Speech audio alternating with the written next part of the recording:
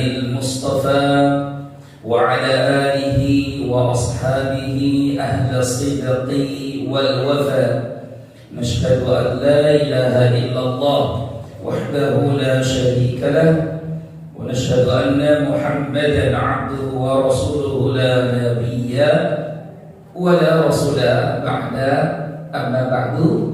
Para ummahat, ibu-ibu semua, akhwati fiddin, a'azakumullah wa iyaya. Alhamdulillahi rabbil alamin. Segala pujian dan syukur hanya milik Allah Rabb semesta alam. Salawat mengirimkan salam kita coba limpahkan pada Rasulullah sallallahu alaihi wasallam, pada keluarga beliau, ahlul bait, kemudian para sahabat Nabi ridwanullahi alaihim, dan umatnya yang senantiasa mengikuti mereka dengan ihsan hingga akhir zaman. Alhamdulillah, pagi ini lumayan terlambatnya 10 menit ya, kita memburu waktu. Jadi kita akan lanjutkan kajian kita fikih ibadah, fikih wanita. Pada pertemuan terakhir yang lalu kita sudah sampai apa, Ibu? Coba dicek catatannya.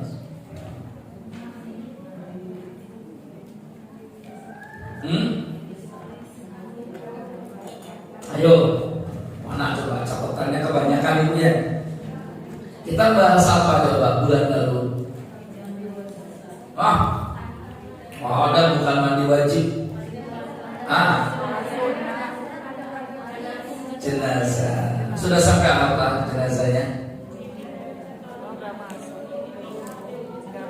Bimbing supaya mengucapkan talbiyah, talqin.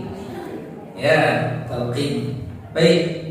Sekarang kita masuk pada ringkasan dulu ya, nanti rinciannya supaya Ibu punya gambaran tentang hal ini. Ada 4 hukum terkait jenazah atau kematian. Masing-masing memiliki rinciannya sendiri-sendiri. Baru nanti kita akan masuk ke kitab di Fiqh Syafi'i Al-Mu'tamad ini. Jadi 4 hal yang fardu dalam mengurus jenazah kematian itu adalah pertama itu memandikan, mandi. Yang kedua kafan. Nanti ini ada rinciannya masing-masing ya, Ibu ya. Yang ketiga sholat.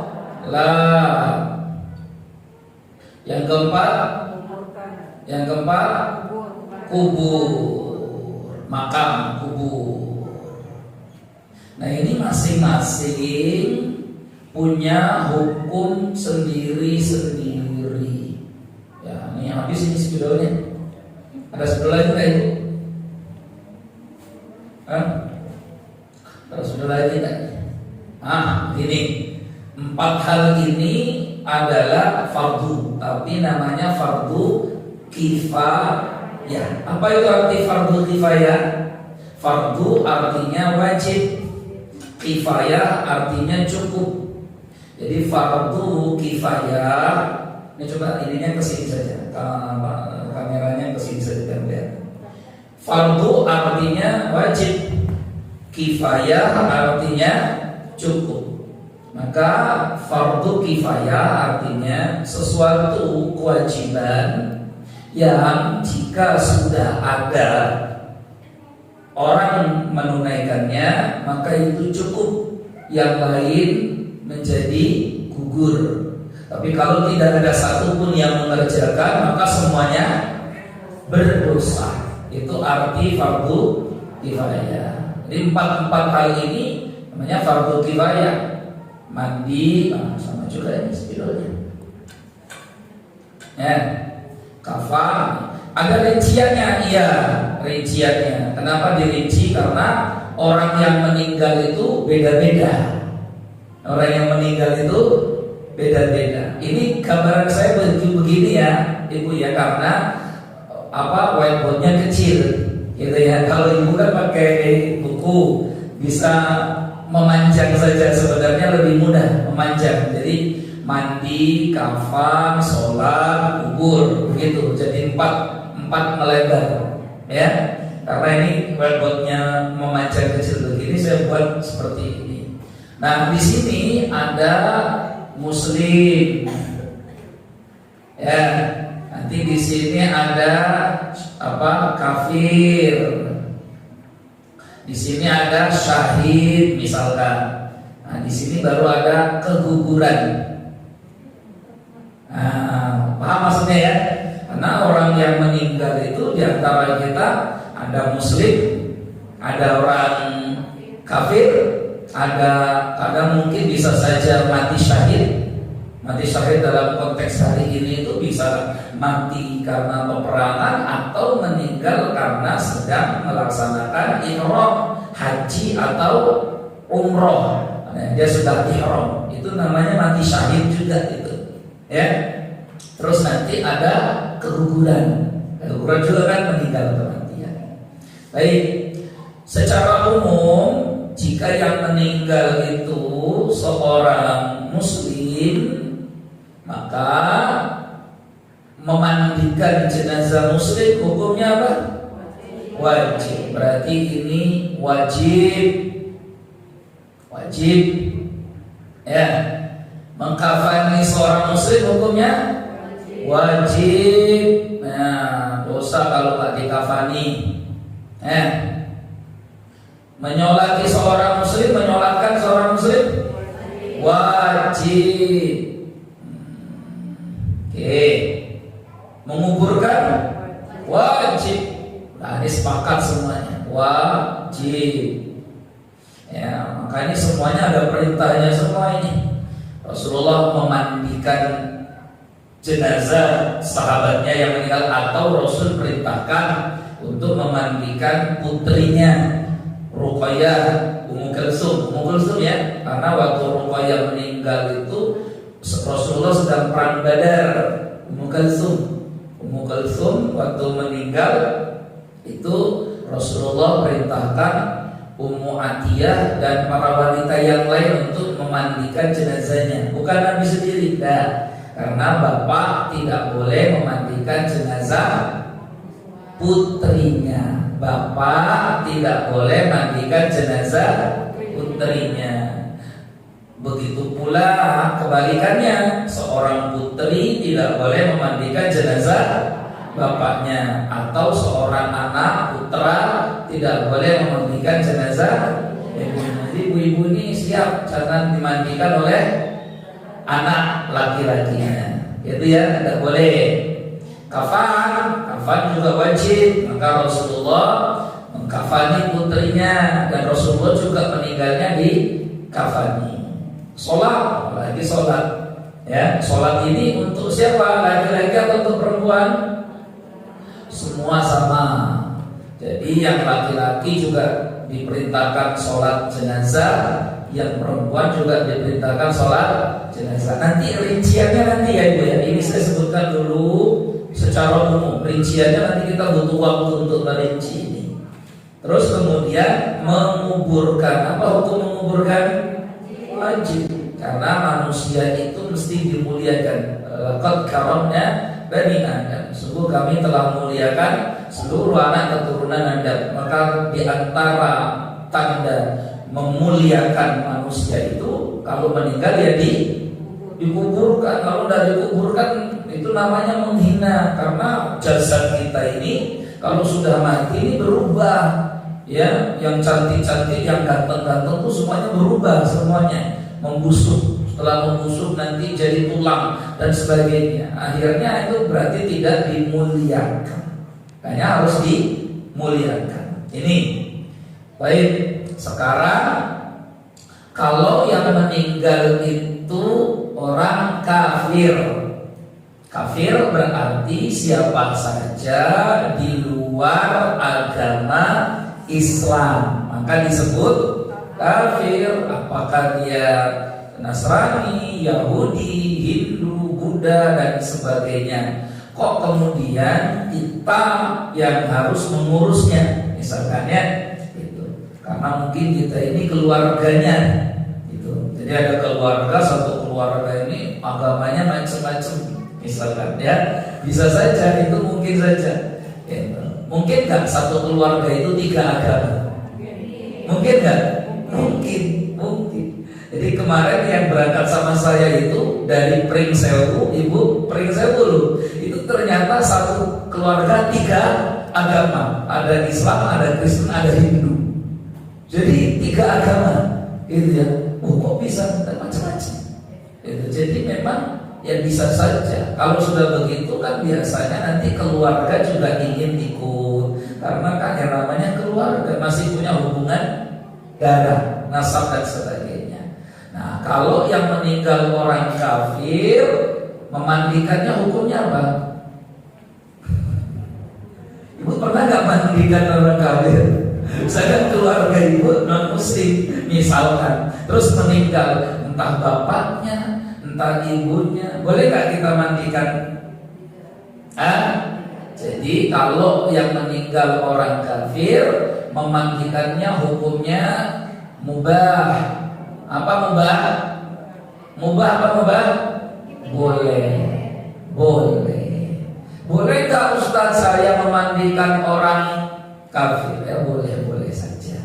Silakan. Nggak dimandikan juga nggak apa-apa. Oh namanya non muslim kan gitu ya. Jadi boleh saja. Mengkafaninya kalau ibu disuruh ngurus keluarga yang non muslim, silakan diurus lah. Kan bingungan kita ya. Aduh ini orang non muslim lagi mau dikitapakan ini.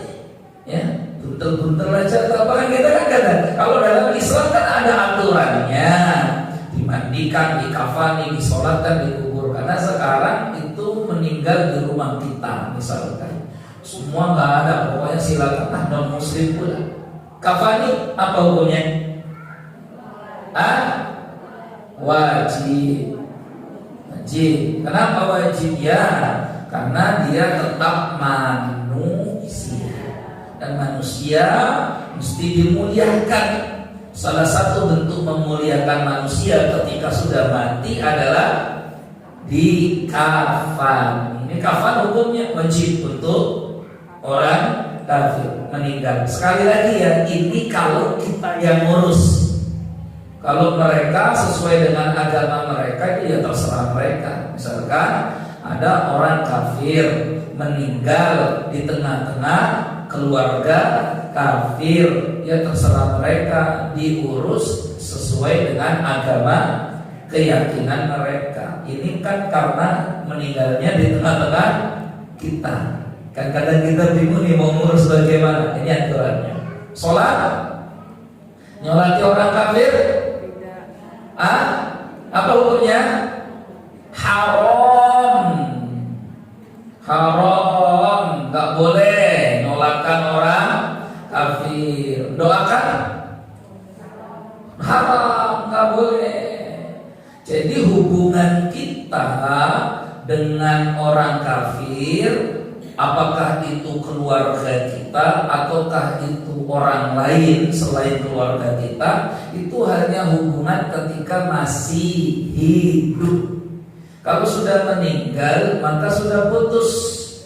Tidak boleh kita menyolatkan, tidak boleh kita mendoakan. Allah berfirman di dalam Al-Quran surat At-Taubah, وَلَا تُصَلِّ عَلَى أَحَدٍ مِّنْهُمْ مَاتَ أَبَدًا وَلَا تَقُمْ عَلَى قَبْرِهِ. Kenapa? Dzalika bi'annahum kafaru billahi wa rasulihi. Coba ibu buka Quran surah At-Taubah. Quran surah At-Taubah. Ya. Surah At-Taubah. Nah, ayat 84. Coba lihat ayat 84 surat ke-9 ayat 84. Ketemu? Coba dibuka dulu. Ini saya mohon maaf ya, hari ini agak banyak berdiri ya, biar ibu paham. Ketemu ayatnya? Coba baca terjemahannya.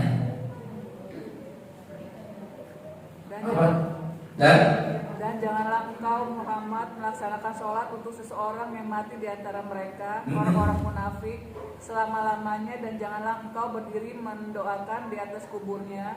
Sesungguhnya mereka ingkar kepada Allah dan Rasulnya. Dan mereka mati dalam keadaan fasik. Nah, itu ya. Jadi tidak boleh.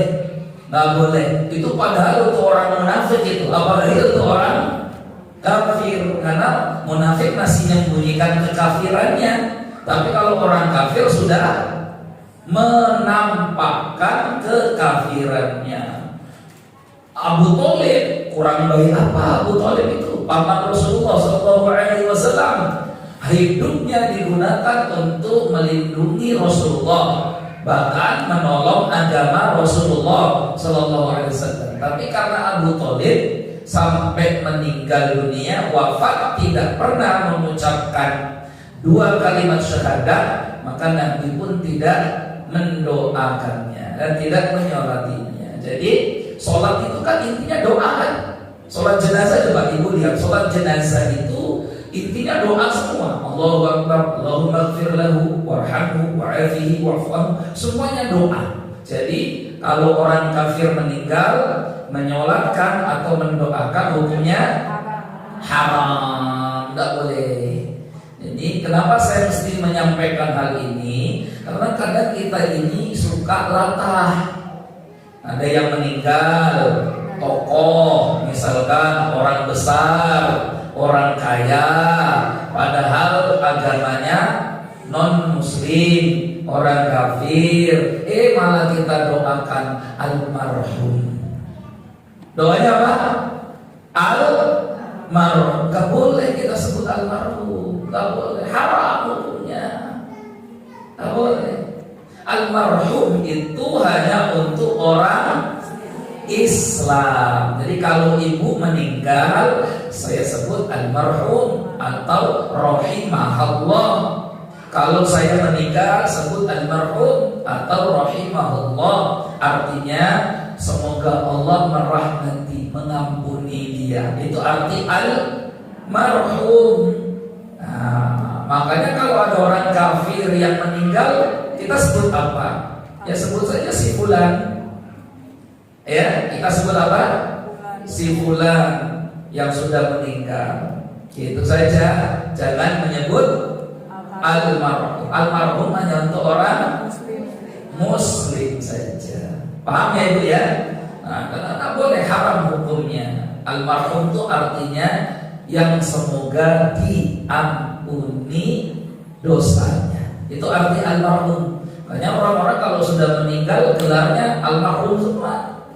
Almarhum itu doa. Artinya semoga didapat semoga dirahmati dan semoga diampuni. Jadi bukan untuk orang non muslim. Sebut saja, boleh sebut.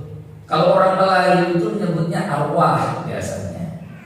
Al-arwah orang Melayu ya. Misalkan ada orang meninggal, dia sebut arwah fulan, arwah fulan. Arwah itu artinya orang sudah meninggal. Kalau bukan arwah kebayangan, bukan. Orang lain punya arwah. Atau biasalah kita gunakan kata mendiang. Boleh juga kata mendiang daripada menggunakan kalimat almarhum. Mana almarhum hanya khusus untuk orang Islam. Untuk orang non muslim kafir hukumnya haram, menyolatkan dan mendoakan, tak boleh. Maka Rasulullah tidak mendoakan pamannya Abu Thalib sampai turun ayat itu. Ya, menguburkan orang kafir hukumnya wajib. Makanya Rasulullah berkata kepada Ali bin Abi Thalib waktu bapaknya meninggal, ya Rasulullah, bapakku meninggal begini. Maka kata Rasulullah, idhab fawari, pergilah wahai Ali, kuburkan bapakmu. Berarti menguburkan orang kafir hukumnya wajib. Syahid, kalau orang syahid, memandikan orang syahid hukumnya memandikan orang syahid hukumnya haram, tak boleh. Karena orang syahid itu darahnya bahkan tak boleh dibersihkan. Nggak boleh. Jadi kalau misalkan saudara-saudara kita di Palestina itu meninggal dunia, itu tetap darahnya nggak boleh dibersihkan. Kalau masih hidup, ya diobati. Tapi kalau sudah meninggal, biarkan.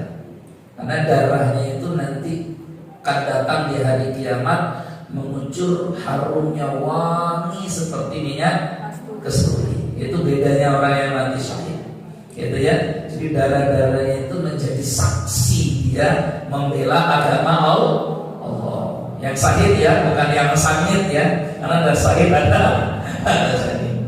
Ya, susah mati syahid ini susah. Ya, salah satu berkahnya saudara-saudara kita yang ada di Palestina.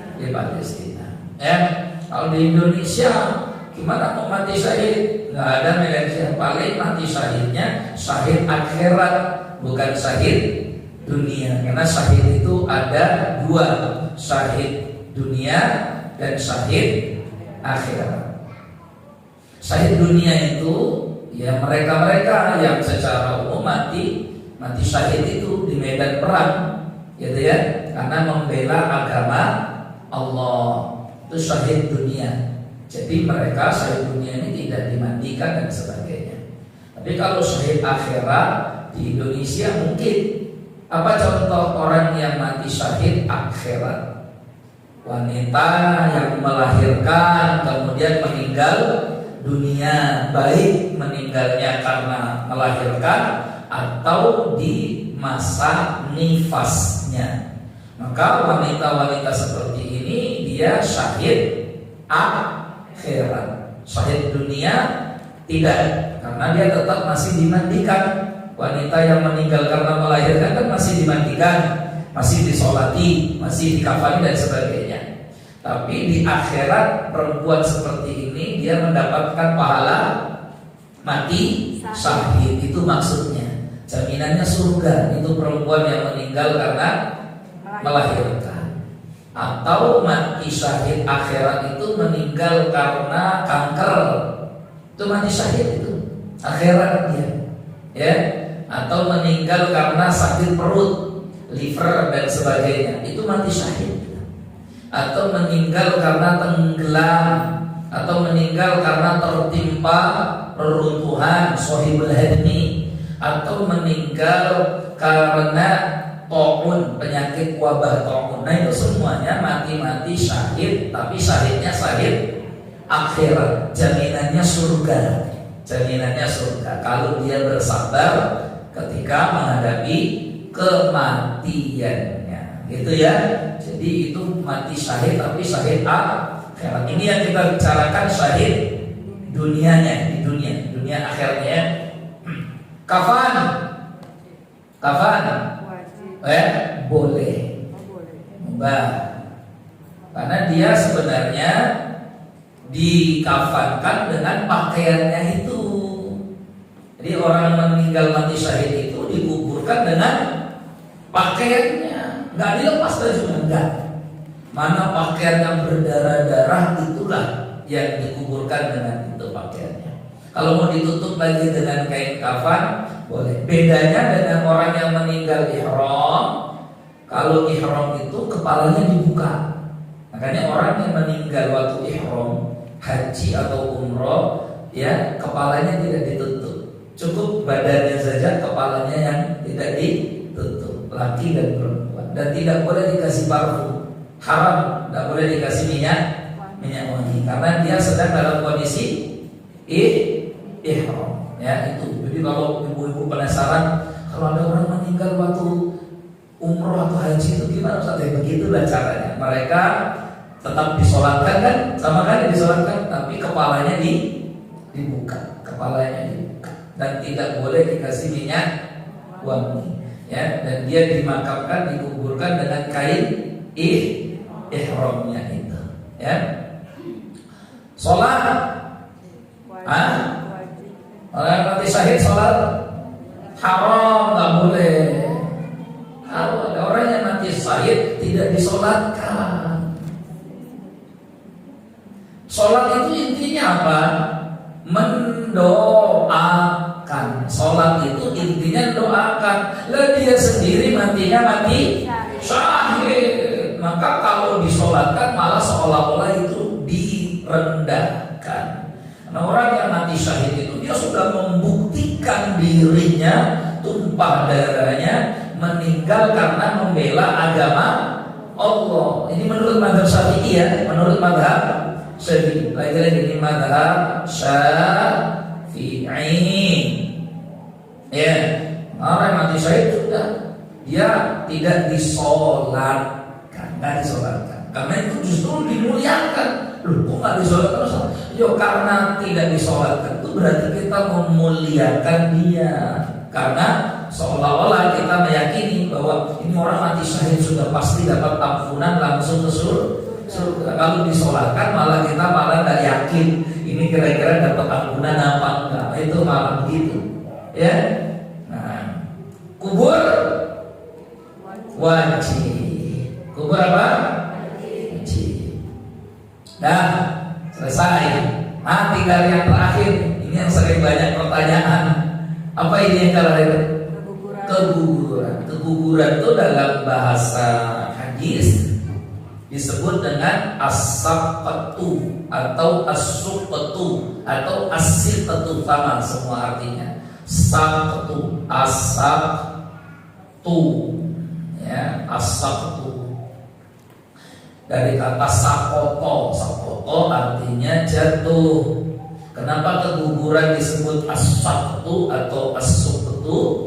Karena dia sudah duluan keluar, jatuh sebelum masanya lahir, maka disebut keguguran. Nah, kalau keguguran itu ada tiga rinciannya. Dipahami ya, supaya nanti nggak nanya-nanya lagi. Nah, yang pertama dalam mazhab Syafi'i sebagaimana disebutkan dalam Fathul Qadir, ya, bahwa bagi yang keguguran itu kemungkinan ada tiga keadaan. Keadaan pertama adalah in lam tadhhar khilqatuhu, jika belum nampak penciptaannya. Jadi kalau janin dalam perut seorang wanita tapi dia belum nampak penciptaannya. Pertanyaannya sekarang, penciptaan makhluk janin itu menjadi manusia umur berapa? Nah, itu kembali kepada hadis Nabi SAW yang sahih, di mana Nabi katakan inna ahadakum yujma'u khalqu fi batni ummi 40 yawman nutfah summa yakunu 'alaqatan mithla dhalik summa yakunu mudghatan mithla dhalik.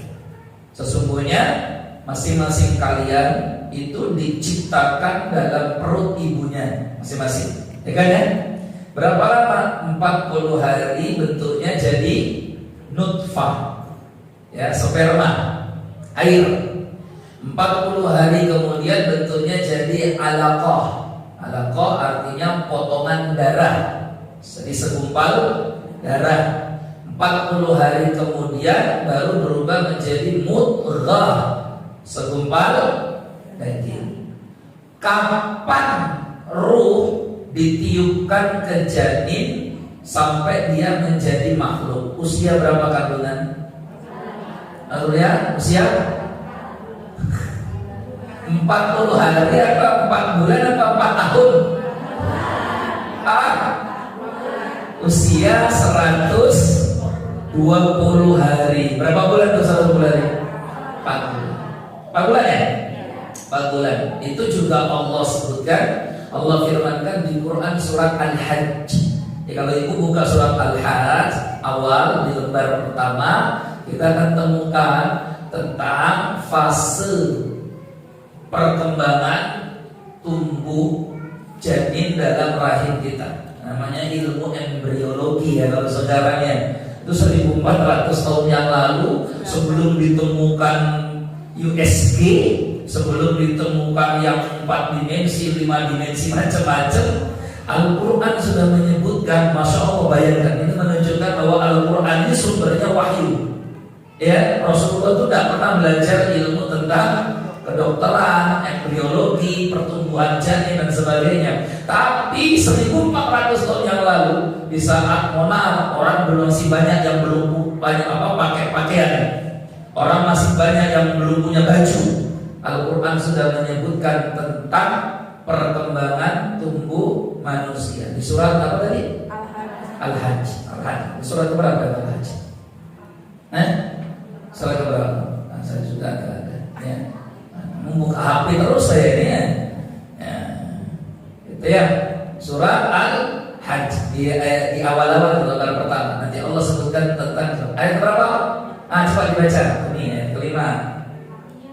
Artinya wahai manusia, jika kamu meragukan hari kebangkitan, maka sesungguhnya kami telah menjadikan kamu dari tanah, kemudian dari setetes mani, dari segumpal darah, kemudian dari segumpal daging, yang sempurna kejadiannya dan yang tidak sempurna. Dari setelah bentuknya daging baru diciptakan makhluk. Berarti kalau yang pertama tadi keguguran jika belum nampak penciptaan. Berarti kalau belum nampak penciptaan umur berapa itu?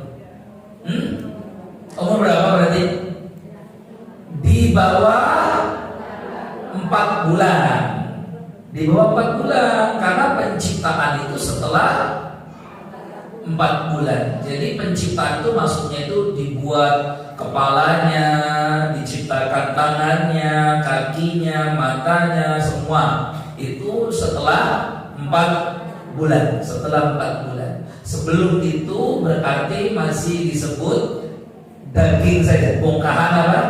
Daging saja. Berarti kalau ada seorang wanita yang mengalami as-saktu, keguguran, usia kandungannya sebelum 4 bulan, sebelum janin di mukhalaqah itu artinya sebelum organ-organ tubuhnya semuanya disempurnakan, ya. Maka kalau keguguran sebelum 4 bulan berarti tidak berlaku 4-4-nya. Tidak berlaku mandi, kafan, sholat. Berarti kalau dia di bawah 4 bulan mandi tidak perlu dimandikan. Sholat tak perlu disolatkan, gitu ya.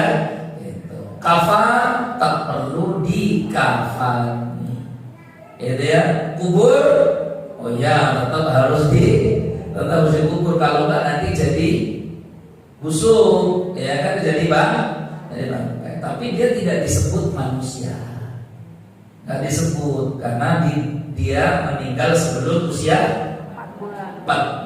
Hanya dalam mazhab Syafi'i disunahkan untuk dibungkus. Bungkus nggak apa-apa.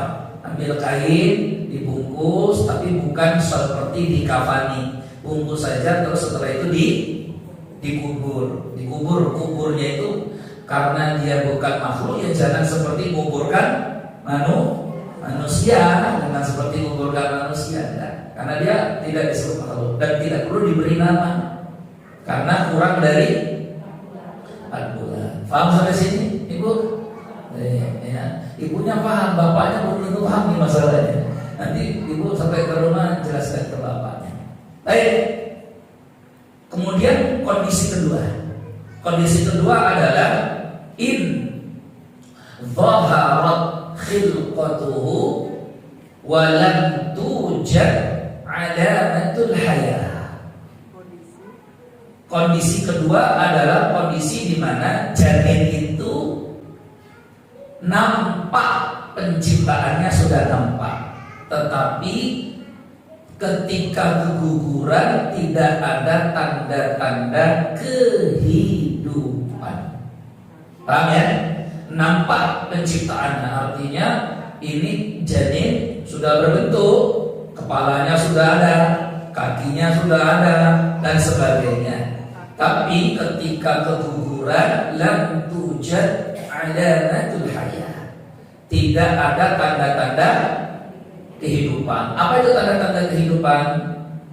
Seperti harokah, bergerak, atau dia teriak, atau dia menangis. Pokoknya kata dokternya, emang ini sudah mati Bu di dalam perut, sudah meninggal di dalam perut. Kan ada sering begitu kan ya, dokter bilang ini sudah meninggal sejak dalam perut, tapi tetap harus dikeluarkan, namanya keguguran.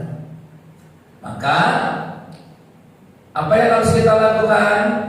Memandikannya, mandikan, terus kafani, terus kubur, ya wajib. Sholat haram, tidak boleh disolatkan, haram. Jadi kalau ada yang meninggal kandungannya sudah lebih dari 4 bulan, entah 5 bulan, qadarullah keguguran, ternyata ketika dilahirkan, dikeluarkan tidak ada tanda-tanda kehidupan. Tidak ada tanda-tanda kehidupan itu artinya tidak ada gerak, tidak ada teriakan dan sebagainya. Berarti dia tidak boleh disolatkan. Bukan tidak boleh, bahkan di mazhab Syafi'i hukumnya apa? Haram. Kenapa haram? Lagi-lagi inti dari sholat itu adalah mendoakan. Nah, sementara dia ini nggak pernah hidup, tapi tetap ada keutamaannya. Apa keutamaannya? Dalam hadis Muslim, yajurru bi siratiha ilal jannah. Nanti dia akan datang memberi syafaat kepada ibu yang melahirkannya, menariknya sampai ke surga. Ya, nantinya kalau ibunya ikhlas. Ini jika janin itu sudah lebih dari 4 bulan. Ya, gitu. Nah, sekarang jika janin itu sudah nampak penciptaannya dan kegugurannya, nampak kehidupan. Nampak kehidupan itu artinya dia sempat bergerak atau sempat nangis, kemudian meninggal, maka berlakulah hukum orang muslim dewasa. Wajib dimandikan, wajib dikafani, wajib disolatkan, wajib dikuburkan. Mana dalilnya? Dalilnya dalam mazhab Syafi'i adalah hadis Nabi Sallallahu Alaihi Wasallam. Kata Nabi, wasuqtu inistahalla sulliya wa urrifa. Kata Nabi Sallallahu Alaihi Wasallam, dan bayi keguguran itu, dan sekarang boleh balik lagi ke sini ya. Dan bayi yang keguguran itu inistahalla, apabila dia menangis atau berteriak.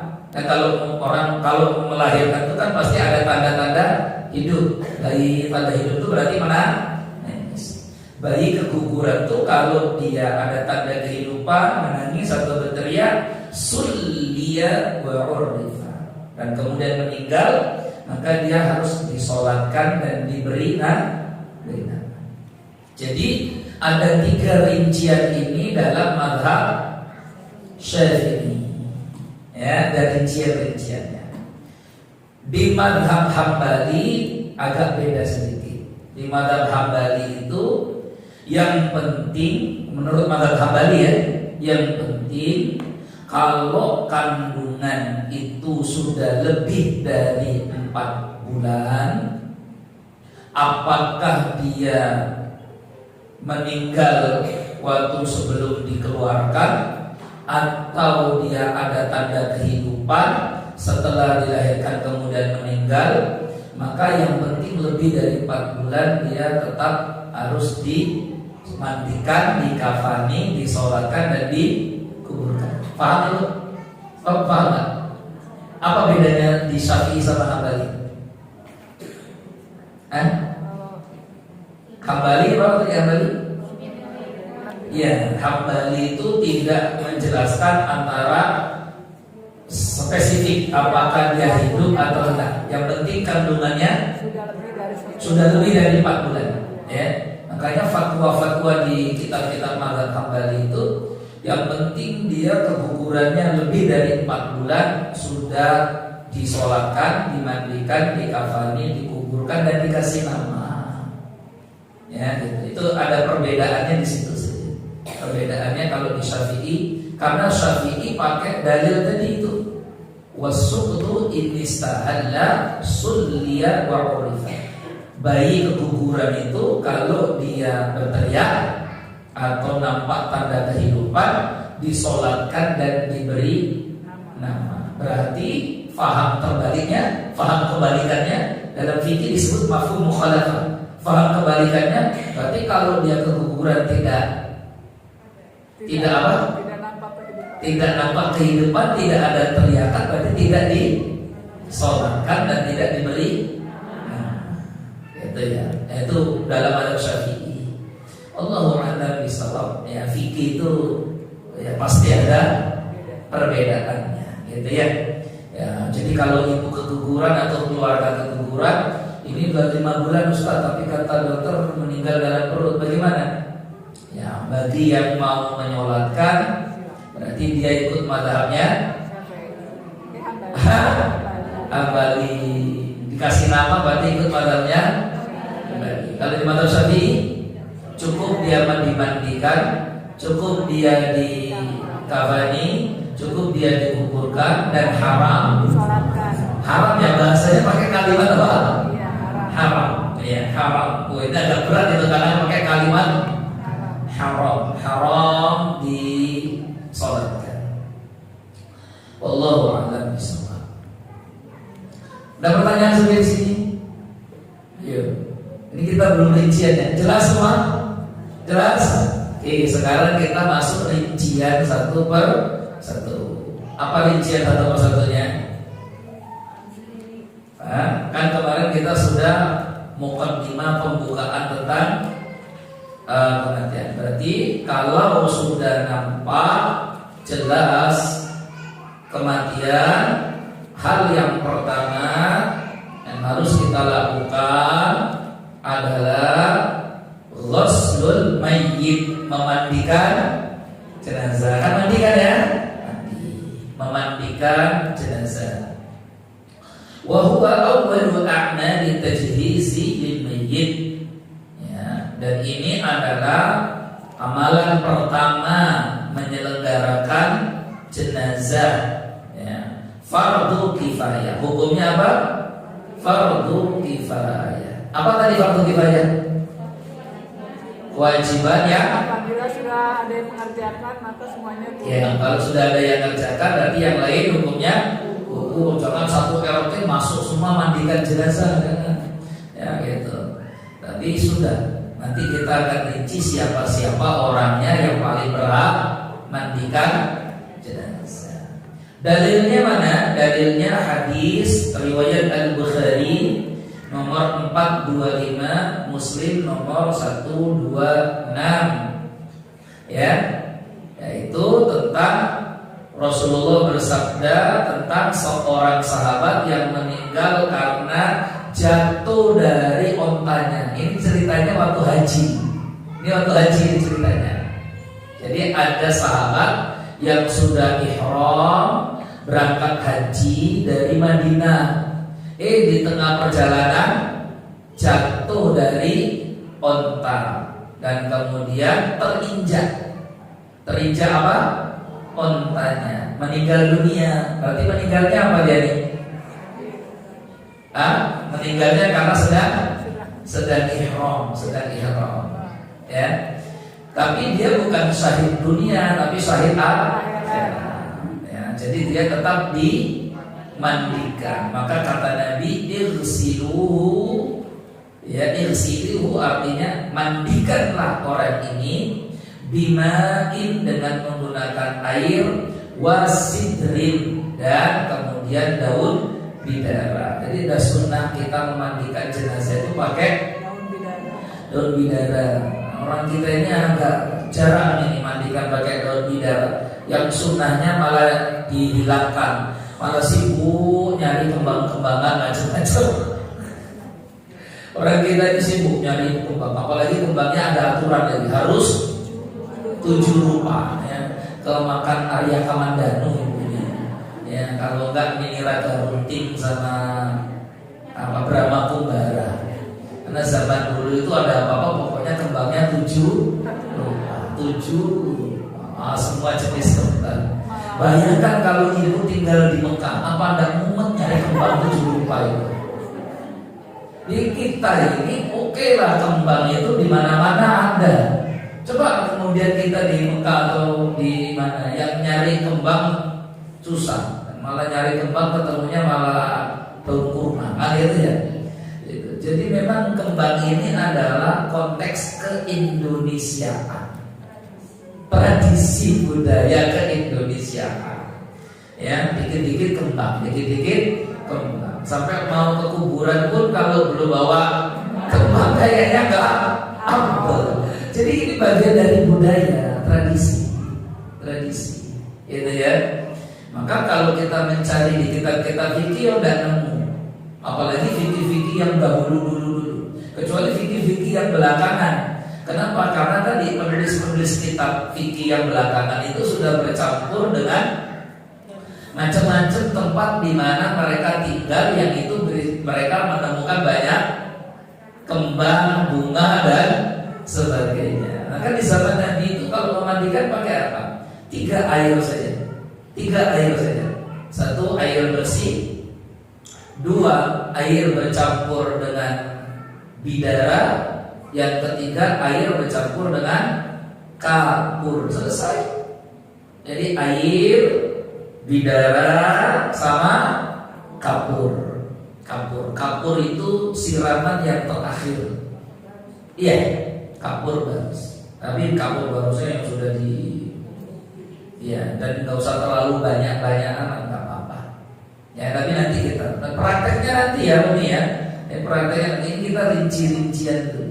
Jadi Nabi itu dulu begitu. Maka kata Nabi, irsilu, mandikan dia bimain, dengan air, wa sidrin, dan campuran daun bidara. Jadi air plus daun bidara.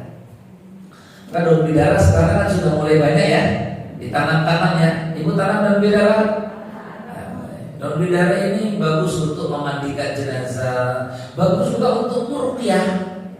Ruqyah, ini orang-orang kesurupan gangguan jin itu, ya, ruqyah dengan daun bidara. Baik daun bidaranya dimandikan dengan daun bidara atau diminumkan dengan daun bidara. Dengan daun bidara, sidr, daun bidara. Ini pohon yang paling tak disukai oleh setan, ya, gitu ya. Bidara kan banyak sekali, gampang. Bidara ini alhamdulillah tanaman yang paling mudah tumbuh. Airnya langka sedikit saja masih tetap hidup. Kita kira di rumah saya itu, saya pikir sudah mati, musim kemarau, nggak ada lagi daunnya, kering. Hujan, tunggu lagi, susah matinya.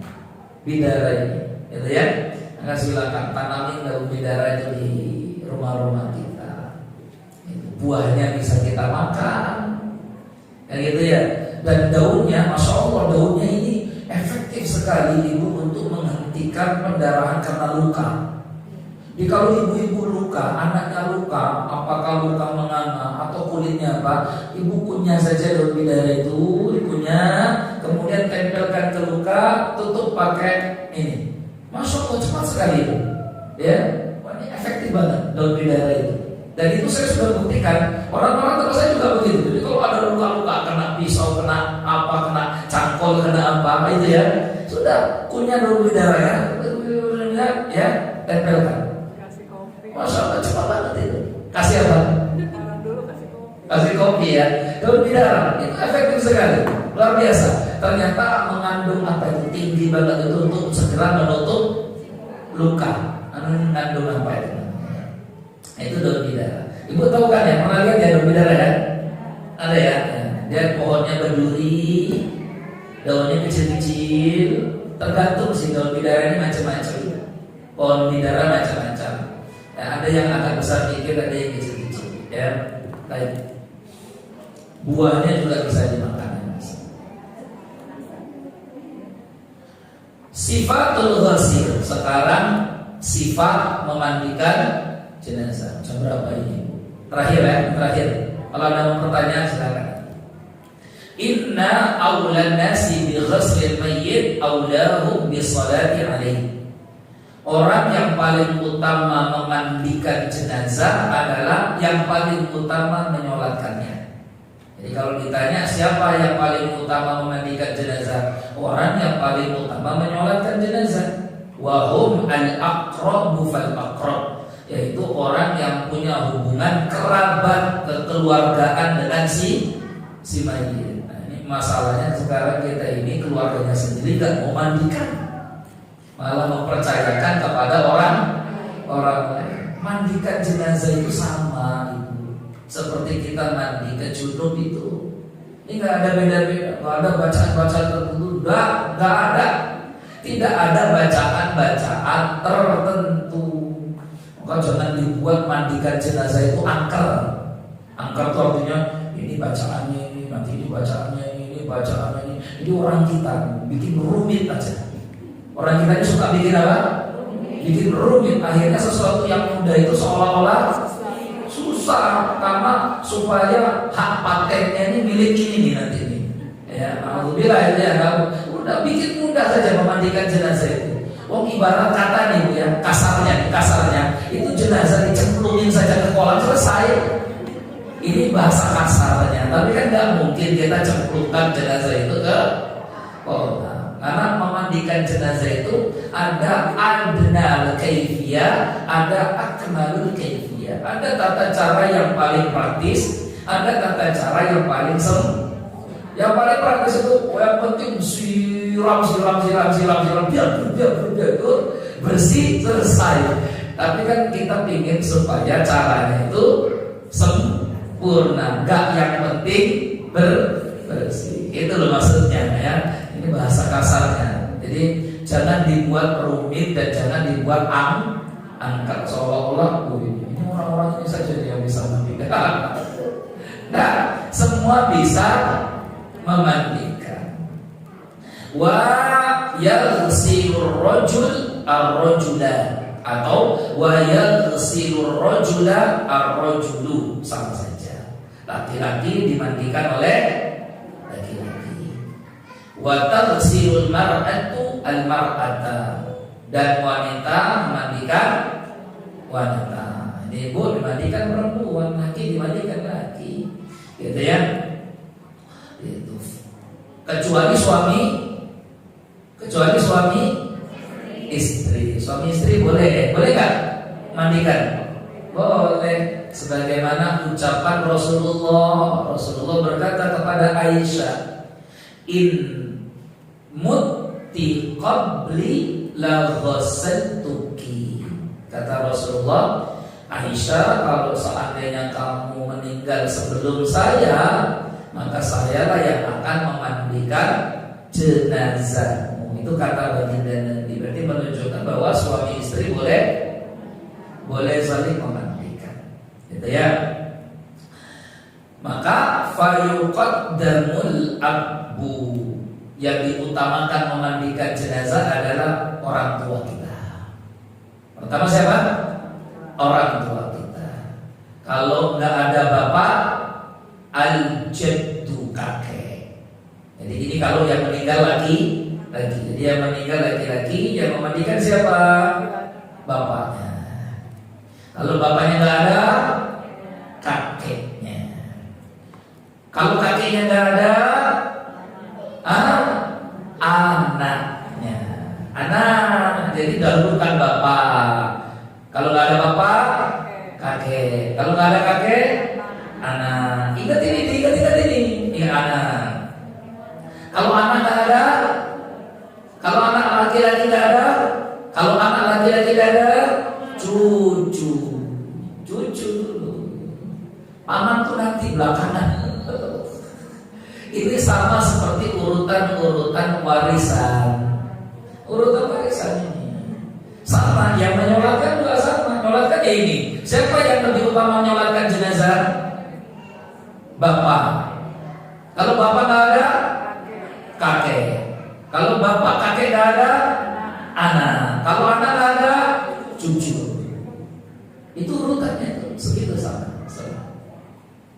Kalau kemudian nggak ada semua, cucu nggak ada, al-akh, saudara kandung. Kalau saudara kandung nggak ada, ibnul akh, keponakannya.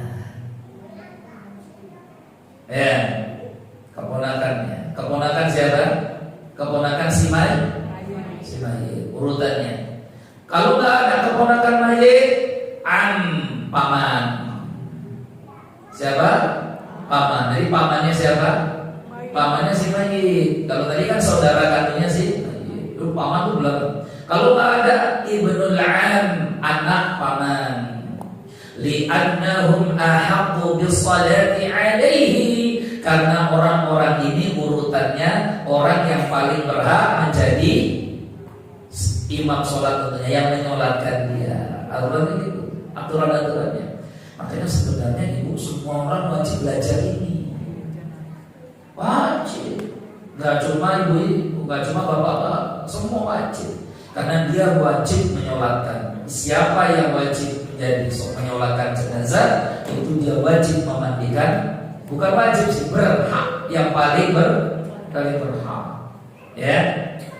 Lalu kemudian kalau habis semua laki-laki yang lain, ajanib, aqarib, kerabat-kerabat, kalau tidak ada laki-laki di luar keluarga itu. Kalau habis semua laki-laki, summa zaujah, baru kemudian istri. Istri itu belakangan. Biarpun suami istri boleh saling memandikan, tapi aturan-aturannya istri itu boleh kalau sudah nggak ada bapak, nggak ada kakek, nggak ada anak, nggak ada cucu, nggak ada saudara kandung, nggak ada keponakan, nggak ada paman. Selesai itu baru istri. Ya sami mawon belakangan kan, tapi hukumnya tetap boleh. Hukumnya tetap boleh. Gitu ya. Wallahu ta'ala a'lam bishawab. Nah, gitu. Tapi kalau misalkan seandainya si mayit sudah berwasiat, kata si mayit, kalau nanti aku meninggal, tolong yang memandikan jenazah saya mintakan si fulan itu. Sudah, berarti wasiatnya harus dijalankan, tunaikan itu. Biarpun itu bukan keluarga. Gitu ya, Ibu ya. Allah. Wa yushtaratu fil ghasil, dan syarat orang yang memandikan mayit adalah al-Islam. Ya, Islam. Syaratnya Islam. Berikutnya kerabatnya ya, muslim. Wa yushtaratu fil ghasil an la yakuna qatilan lil mayyit. Syarat berikutnya, tidak boleh orang yang memandikan jenazah ini orang yang membunuhnya. Enggak boleh. Kok mungkin ada, mungkin ada saja. Kan gitu ya. Anak nunggu warisan, bapaknya enggak mati-mati. Kapan mati bapak itu? Gitu ya. Adalah kasih kopi saja, campur si Anida. Mati bapak, karena ditunggu warisannya enggak. Mati setelah ketahuan mati ternyata kena racun. Yang racun ada. Maka boleh anaknya mandikan jenazah orang ini. Pokok intinya pembunuh tidak boleh memandikan jenazah yang dibunuh. Ya. Wallahu a'lam. Baik, itu tadi tentang syarat-syaratnya. Berikutnya lagi, yang memandikan jenazah ini mesti amanah, amanah. Hatta yastawfil ghasl, sampai dia sempurnakan memandikan jenazah itu. Wa yastur ma yara min qabih, dan dia harus menutupi semua yang dilihat dari si mayit tadi. Termasuk kalau ada hal-hal yang jelek, yang buruk, nggak boleh diceritakan. Makanya awas, hati-hati betul. Yang memandikan jenazah ini mesti orang yang terjaga mulutnya, lambe turah minggir dulu. Ini memandikan jenazah tapi kelompok lambe tuh bentar-bentar ngomong.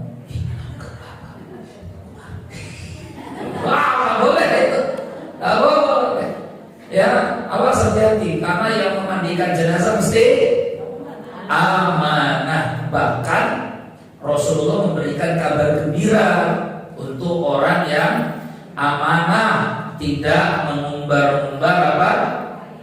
Aib kekurangan jenazah yang memandikannya. Man ghassala mayitan, siapa yang memandikan mayit jenazah, fakatana alaihi, dan kemudian dia tutup aib-aibnya, ghafarallahu lahu 40 maratan, Allah berikan ampunan untuknya 40 kali. Nah, itu keutamaan orang yang memandikan jenazah. Kalau apa? Dia menyembunyikan aibnya, nggak boleh diceritakan. Apakah jenazahnya beginilah, bentuk beginilah, sudah cukup. Biar untuk dia saja dan untuk yang lain. Syaratnya berat, harus amanah. Tapi kalau nampak yang bagus-bagus, ceritakan. Oh, waktu saya mandikan jenazahnya, dia senyum. Terus aku senyum balik lah. Masya Allah Bu, jenazahnya Ibu Fulana itu dia wajahnya bersinar, putih, wangi, harum, macam-macam. Nah, Ibu ceritakan. Yang bagus-bagus apa? Ceritakan. Itu ya. Yang jelek-jelek tutup aibnya. Harus amanah. Itu ya. Wallahu ta'ala a'lam bishawab. Ustaz, kalau yang meninggal masih kecil bagaimana? Boleh. Kalau meninggal masih kecil, boleh berlainan jenis. Tapi syaratnya tidak boleh lebih umur. Tidak boleh lebih umur. Tidak boleh lebih umur 7 tahun. 7 tahun. Namanya tamyiz, mumayyiz. Kalau udah 7 tahun tidak boleh. Tapi kalau belum 7 tahun, boleh ibu misalkan mandikan jenazah anak laki-laki kecil. Anaknya boleh, bapak mandikan anak perempuan di bawah umur 7 tahun. Selesai 7 tahun dia harus dimandikan oleh yang sejenis dengannya. Allah SWT. Ya, saya sebenarnya ingin lanjutkan banyak tentang mandi, tapi waktu juga yang batasi, khawatir ada banyak pertanyaan atau ada pertanyaan. Jadi insya Allah biidznillah kapan-kapan kita lanjutkan tentang memandikannya, karena mandi belum selesai ya, diingat. Ini dulu kita bahas ini. Silakan kalau mau ada pertanyaan. Ini maaf, masalah keguguran. Wanita yang keguguran di usia di bawah 4 bulan, apakah hukumnya juga nifas? Baik, alhamdulillah wassalatu wassalamu ala Rasulillah. Yang keguguran di bawah 4 bulan tidak disebut nifas. Tidak disebut apa? Nifas, tidak disebut. Jadi kalau ada pendarahan, Ustaz, dilihat darahnya.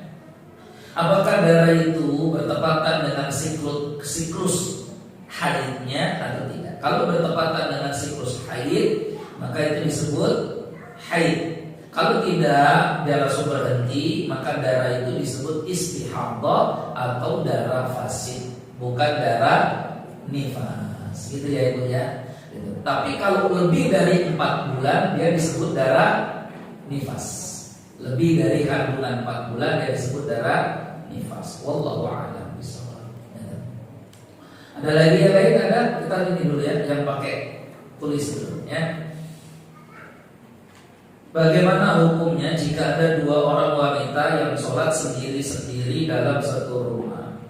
Hukumnya boleh, mubah sholat sendiri-sendiri, tetapi dia tarkun lil afdal, meninggalkan yang lebih utama. Apa itu yang lebih utama? Wanita ini dianjurkan di rumah sholat berjamaah. Anjuran sholat berjamaah. Ibu di rumah ada anak, ada menantu, ada apa, perempuan-perempuan yang sholat berjamaah, ya berjamaah. Jadi dia melewatkan pahala sholat berjamaah.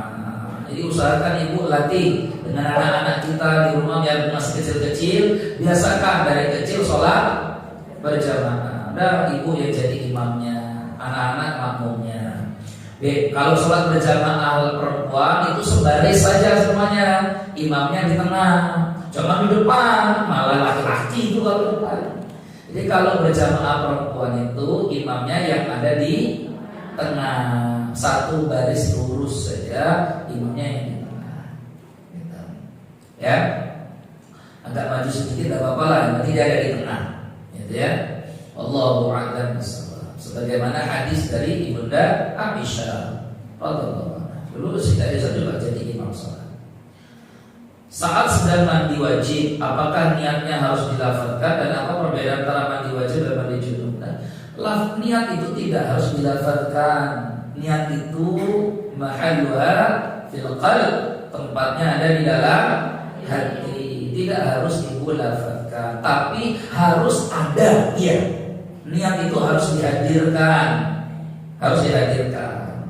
Kalau mau dilafazkan, melafazkan itu hanya sekedar membantu kalau niat itu belum hadir dalam hati. Tapi tidak ada kewajiban melafazkan niat. Lafaz niat itu hukumnya boleh saja dalam mazhab Syafi'i untuk membantu liyusa'ida al-lisan qalbah, untuk membantu hati supaya niatnya hadir. Tapi kalau sudah ada niat dalam hati, tak perlu dilafazkan. Jadi melafazkan niat itu hukumnya dalam mazhab Syafi'i boleh-boleh saja, tidak dilafazkan juga tidak apa-apa. Tapi yang wajib harus dihadirkan niat itu di dalam hatinya. Itu ya. Untuk mandi wajib, kapan tempatnya niat itu dalam mazhab Syafi'i? Tempatnya niat dalam mandi wajib itu ketika ibu mengguyur air ke seluruh badan. Jadi waktu wudu itu belum, ya, waktu wudu itu belum, waktu ini belum. Niat itu mesti hadir waktu ibu ambil untuk mengguyurkan. Ya, karena itu yang wajib. Jadi tempatnya niat itu dalam mazhab Syafi'i ketika ibadah wajibnya, yang sunnah-sunnah itu belum wajibnya. Ya, biarpun nanti di mazhab yang lain, nah ini perbedaan mazhab yang lain itu sebelumnya pun boleh. Artinya, ya sebelumnya pun sudah niat nggak masalah. Yang penting berdekatan dengan amalan itu. Paham ya? Contoh misalkan di mazhab Syafi'i itu niat itu mesti hadir dalam sholat ketika ibu mengangkat tangan. Allah, hatinya harus hadir niat. Itu di mazhab Syafi'i. Karena wajibnya sholat itu ketika takbir. Di mazhab yang lain mengatakan tidak harus beriringan dengan takbir. Yang penting sebelum ketika ibu berdiri itu sudah niat masalah. Jadi itu ada perbedaan di situ saja. Ya, paham ya? Nggak perlu ribut, semuanya sepakat niat harus ada. Itu baru poinnya. Cuma tempat dan waktunya, timingnya kapan itu yang jadi berbeda. Ya, ibu kapan biasanya mau niat sholat? Pas berdiri atau pas takbir? Ya, macam-macam. Ya, Allah silakan. Ya, saya biasanya memfokuskan meniatkan itu ketika akan takbir. Allah, supaya lebih khusyuk. Ya gitu ya. Takutnya itu ada orang takbir malah nggak khusyuk. Seolah-olah menganggap itu seperti Allah. Harus hadirkannya itu biar lebih khusyuk. Ya, biarpun saya menghormati kalau ada orang yang memilih mengambil niat sebelum takbir, bukan sebelum sholat, sebelum takbir. Ya silakan, menghormati. Asal jangan niat mau zuhur dari jam 8 pagi. Coba niatnya itu, ya kecobaannya. Jika orang tua belum akikah dan anaknya juga belum akikah, terus anaknya alhamdulillah ada rezeki, ada rencana mau kurban, jadi yang harus didahulukan kurban dulu atau akikah dulu? Kurban ini amalan kita. Akikah itu ibadah orang tua kita. Maka kalau kita belum diakikohi karena orang tua kita yang tidak mampu mengakikohi, ya sudah. Ya, karena akikoh ini hukumnya sunnatun muakkadatun, sunnah muakkadah. Sekalipun ada satu mazhab yang mengatakan akikah ini hukumnya wajib, ya, tapi mayoritas mazhab atau mayoritas jumhur ulama mengatakan akikah ini hukumnya sunnatun muakkadah. Kullu ghulam marhunatun bi aqiqatih tudbawu anhu yawma sabi'ihi wa tusalla wa tuhlak. Setiap bayi tergadai dengan akikahnya, dia disembelihkan 1 ekor kambing atau 2 ekor kambing, kemudian diberi nama. Itu hukumnya sunnatun muakkadah. Dianjurkan sekali bagi yang memiliki kemampuan, silakan. Yang tidak mampu ya sudah gugur akikah darinya, gitu ya, gugur akikah. Kalau dia suatu saat nanti mampu mau mengakikahi anaknya, boleh nggak? Boleh, silakan. Ustaz, saya ini udah 20 tahun, udah 30 tahun. Alhamdulillah orang tua saya sekarang mampu mengakikahi saya. Jadi sekarang saya mau diakikahi, Ustaz. Ya tidak apa-apa, silakan. Kalau tidak diakikahi juga tidak apa-apa, karena waktu akikah itu dianjurkan memang dia tidak punya kemampuan, ya.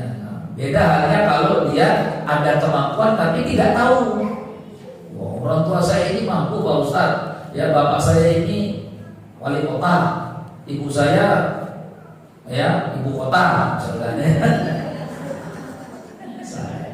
Ya, mampu, tapi waktu itu tidak tahu ilmu akikah, cuma syukuran namanya, ya, orang bilang riungan, syukuran, ya, motong ayam, padahal dia bisa beli kambing, ya sudah, sekarang beli kambing akikah anaknya, gitu ya intinya ya. Kurbannya amalan kita, nggak ada kaitannya sama akikah, jadi nggak ada syarat orang mau berkurban harus akikah dulu. Kurban lah, akikah urusan orang tua kita, gitu ya. Jadi tidak masalah, silakan berkurban. Wallahu a'lam bishawab. Ya, silakan berkurban. Jadi nggak benar itu ucapan orang kalau belum akikah nggak boleh kurban. Ya, itu tadi, biar gampang nggak usah dibikin. Atas ketidaktahuan dan para orang tua, ada yang menyuruh anak laki-laki ikut memandikan jenazah ibunya, dan ini dosa ya Ustaz. Ya makanya sekarang dikasih tahu, ya, orang kalau tidak tahu itu ya ma'dzur, al-jahil ma'dzurun. Orang yang bodoh tidak tahu itu dimaafkan, namanya tidak tahu. Kan gitu kan ya, gitu. Maka sekarang dikasih alhamdulillah ibu tahu, maka sudah tahu, sudah berikan pengetahuan ilmu ini kepada keluarga kita. Berbakti dianjurkan, tapi berbakti itu ada macam-macamnya. Saya jadi berbakti Ustaz untuk terakhir kali, ya nanti kamu kan laki-laki, iya untuk ibu saya. Nah kalau kamu mau berbakti pada ibumu, nanti kamu yang jadi imam sholat. Itu Ustaz saya belum bisa. Nah ini masalahnya. Malah yang dianjurkan kamu gak mau, ya, yang dilarang malah kamu mau. Nah, maka setiap anak harus belajar sholat jenazah, karena dia punya kewajiban menyolatkan orang tuanya. Gitu, jangan urusan sholat jenazah itu untuk Pak Ustaz saja. Ya, enggak, ini anaknya. Ustaz itu orang luar, orang lain yang berhak harus siapa? Anaknya, ya, atau bapaknya. Wallahu a'lam bishawab. Cukup ya, Ibu ya. Sudah selesai ya. Maka Nabi insyaallah kita lanjutkan. Kita tutup. Subhanallahumma wa bihamdika asyhadu an la ilaha illa anta astaghfiruka wa atubu ilaik. Akhirul kalam. Assalamualaikum warahmatullahi wabarakatuh.